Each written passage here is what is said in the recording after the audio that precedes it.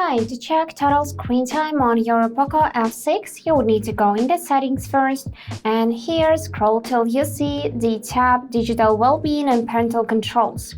And right now you can see just how many time you were on your phone. So for today, I got 1 hour and 3 minutes. Here we can see that most of the time it was Settings app, or Google, or phone and other.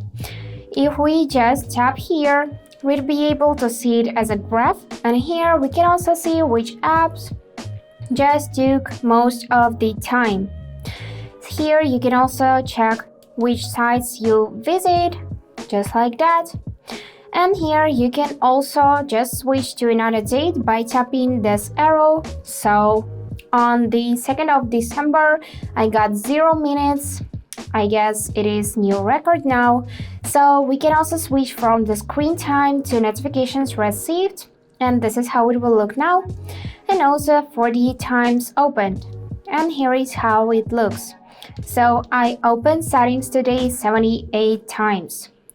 And that's it for today. Hope this video was helpful and thank you for watching.